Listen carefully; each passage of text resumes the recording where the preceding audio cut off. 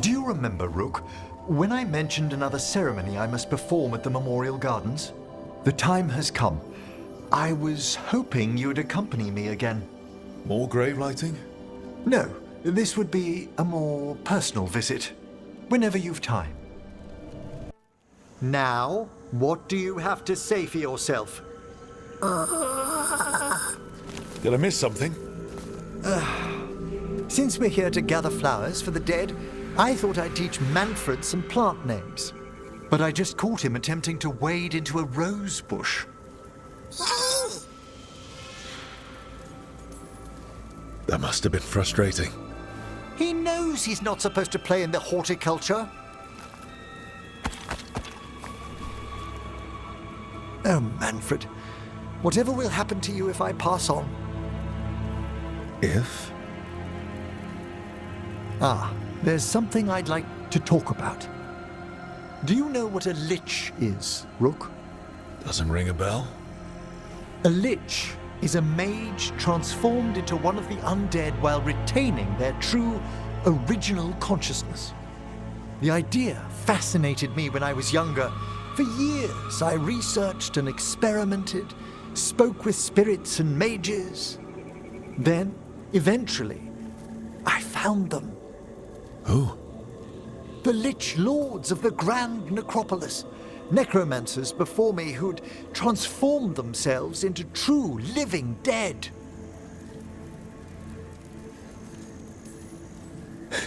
You're making this up, right? Rook, please. I've told so few people. Sorry.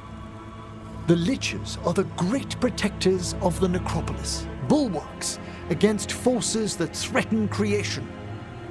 After years of tests and rituals, they granted me my desire, the right to attempt lichdom.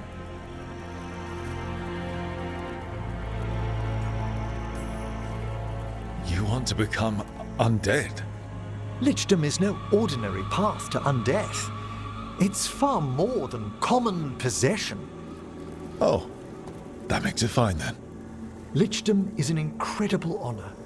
Immortality, prestige, the most hallowed ranks of the Watchers, as well as a chance to be of service past my allotted years. But there are considerations.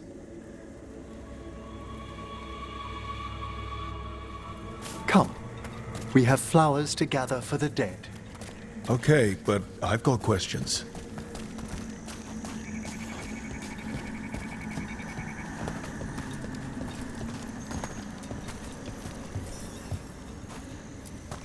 Blue creepvine.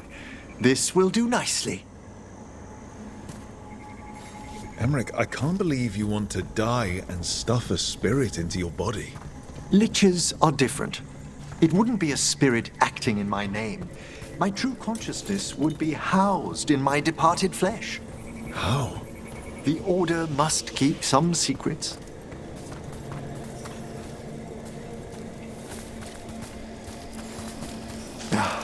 Moon blossoms, famed in verse and song. Look, what about flowers? Wouldn't you miss smelling them as a lich?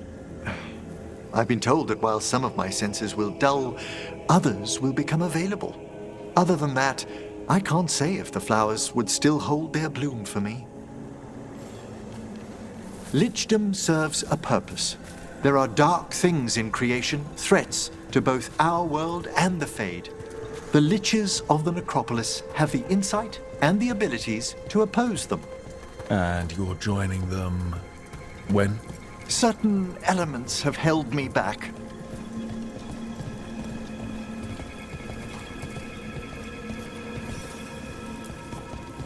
There's no ready instructions for lichdom. The steps must be discovered on one's own over years to be fully understood.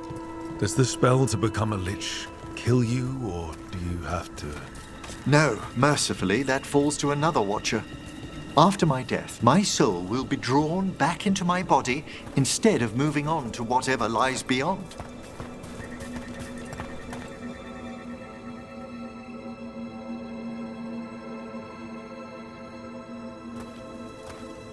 I still don't think you should do it, but why haven't you become a lich yet? Even with all my preparations, there's a chance I could die permanently during the rites. What cowardice! The promise of immortality, an end to all my fears, and the final veil stays my hand.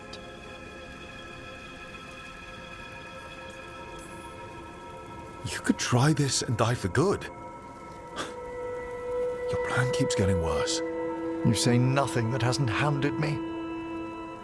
Traditionally, candidates for lichdom face one final sifting of the soul. If they avoid it, you saw my old colleague. Hezenkos? She's a lich. A half-lich, though that hasn't diminished her powers.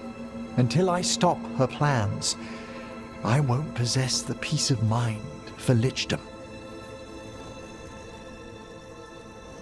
Why don't you select the next flowers, Rook? Sure. So, what's a half-lich exactly? Johanna attempted the rites of lichdom and failed. Stuck in her in-between state, she is supremely dangerous, but can't learn any new magic. No wonder Hezenkos was shouting so much. No, she's always been that way. What about the sifting of a soul that Hezenkos avoided? The spirits of the necropolis judge whether a candidate is worthy of the power and responsibility of lichdom. How'd she become a lich without it? I shared some knowledge when we were colleagues. She apparently put together more than I knew. It would be just like her to skip the rituals, the cleansings, the preparations of the soul. For a watcher, Hezenkos is pretty harsh on spirits. We made allowances because of her discoveries. Too many. Spirits are not things to be disposed of. You really care about them. They're so susceptible to the world's whims, Rook. Some spirits are dangerous, but how quickly most respond to a bit of kindness or care, or simple attempt to understand.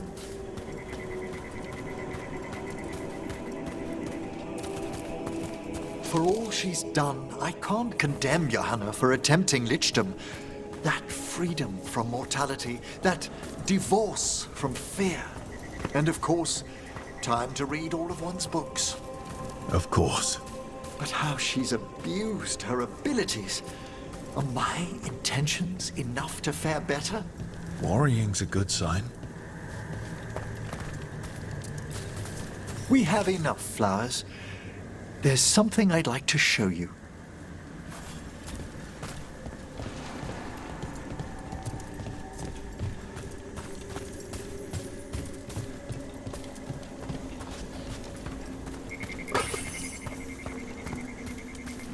Here we are.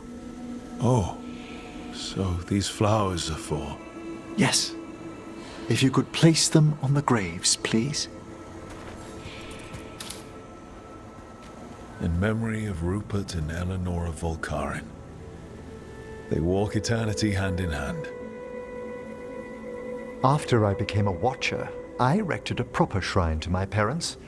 When I come to talk, I like to think they listen.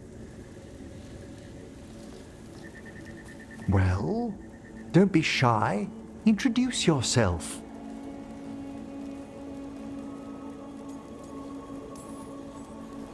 Rook, it's a pleasure. Do you remember your parents? Some memories are bright.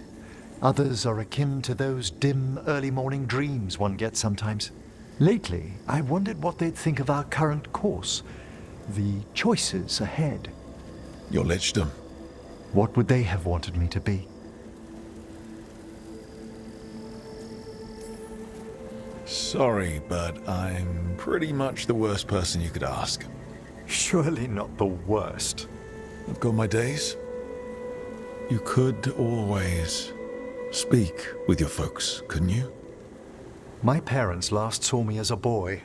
By the time I mastered my corpse whispering, I was a man. If I woke them, there might be a flash of recognition, or... Besides, if I speak to too many other spirits, Manfred might grow jealous. Can't have that. It'd be impossible, I agree.